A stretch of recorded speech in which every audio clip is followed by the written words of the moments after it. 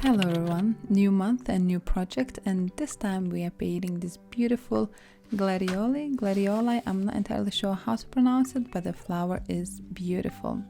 So the full tutorial is on my Patreon, and I'm gonna paint one of those florets and I'm gonna finish the rest on my own time, and it will become a print for my patrons. So without further ado, let's go and start mixing the colors. So to achieve this beautiful coral color, I chose permanent rose mixed together with a little bit of red orange, and you can dominate pink or orange depending on the area you're gonna paint, whether it has to be more orangey or more pink. But when you add a little bit of orange, red orange into the permanent rose, it creates this really beautiful peachy coral color. Here I'm demonstrating that if you paint some areas, let's say with a little bit more too much pink, you can later on glaze over with just orange and therefore correct the hue. So we also gonna need a little bit of green for the center parts of the flower, and here you see me mixing my quinacridone gold with a little bit of phthalo blue, and we have this really nice warm, a slightly olivey green. So the first layer is the foundation layer, and usually I paint that layer using wet on wet technique. So that means I apply water glaze on the paper first, making sure that I have very nice and even glaze, meaning there are no drying patches and no puddles, so evenly glistening. And if you can see the texture on the surface when you tilt your head and see the light reflecting off your paper, then it's a good sign that you have a good glaze. So what I did now, first before I apply color on all the petals, I glazed the center part of my flower and applied some of that olivey green, because as I see in a reference photo, that color sort of sits underneath of my coral color at the base and towards the center of the flower. So once I done that, I let it dry and then I start painting and glazing petal by petal. So you can see I'm applying this really nice glaze and I can see the texture of the paper.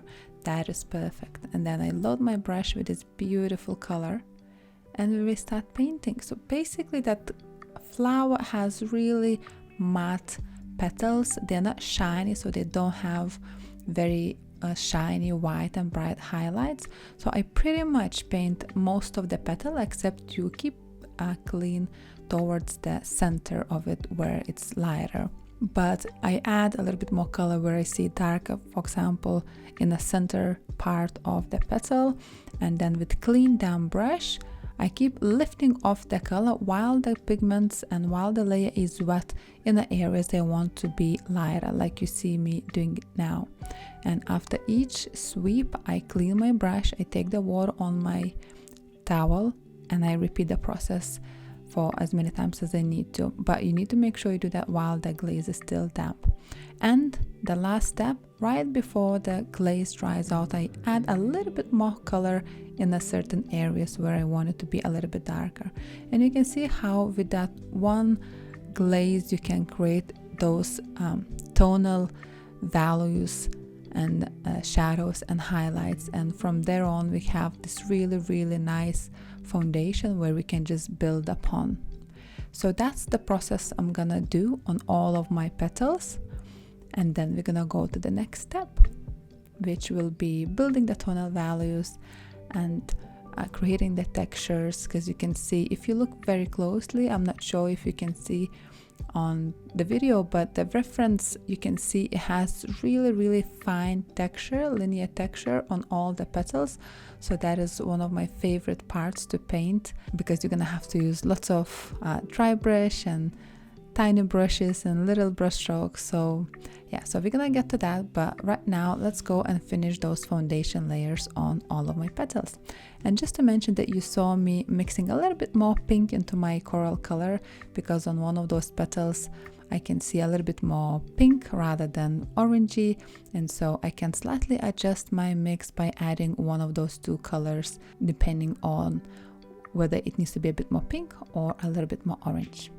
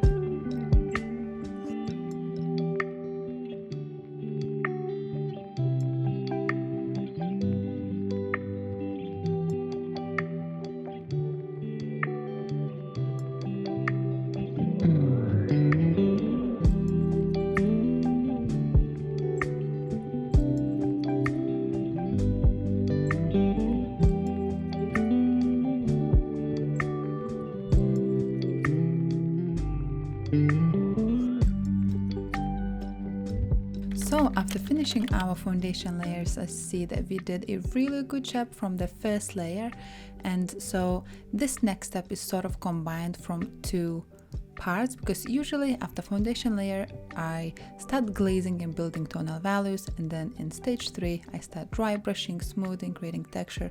But because we have this really nice base already with those tonal values, I decided to start dry brushing and sort of building the tonal value at one stage, because those petals in this flower has lots of little detail, and the texture, very fine linear texture. If you look very closely and you stop the video, you can see those little strings of like little lines all over the petals. So I decided to start building the tonal values while dry brushing and creating that texture. So basically the stage 2 and 3 I combine in one and do the glazing, dry brushing all at once.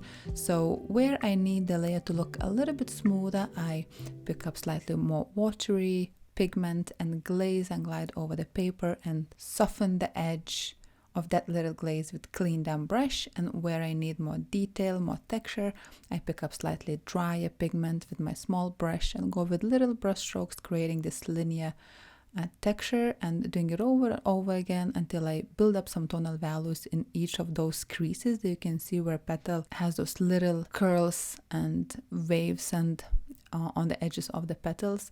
So I build up those shadows with little brush strokes.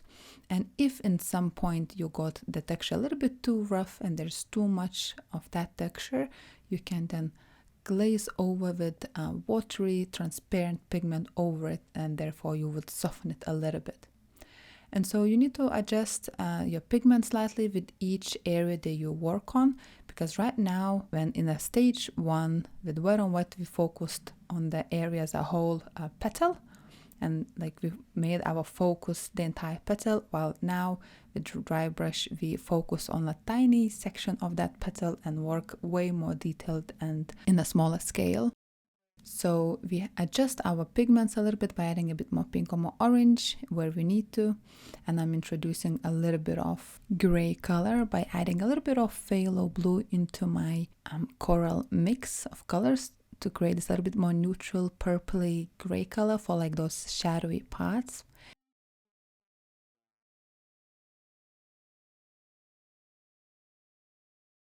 And now you can see I'm picking up this very bright just orange, just red orange on its own, and creating a little bit of that pattern that you can see on all over the petals. So this type of painting where I have a lot of detail and a lot of dry brush is my absolute favorite, and I could do it for hours and hours. And while wet on wet is absolutely amazing technique, especially with watercolors, because you can enjoy the characteristics of watercolor where it flows and you don't even know how it end up being when you just lay the color on water glaze and it flows, and you can create really amazing effects. But to be in control and the dry brush, which mimics a little bit more like drawing perhaps, is my favorite. So I love doing that, but it is more time consuming, so sometimes filming tutorial of it can be challenging. So when painting something that takes longer or bigger projects, I try to create a really clear structure and techniques so that my students can actually follow and understand what needs to be done. Right, so now I'm gonna do just that and dry brush on the remaining 2 petals, and all that's gonna be left to do is to paint the center.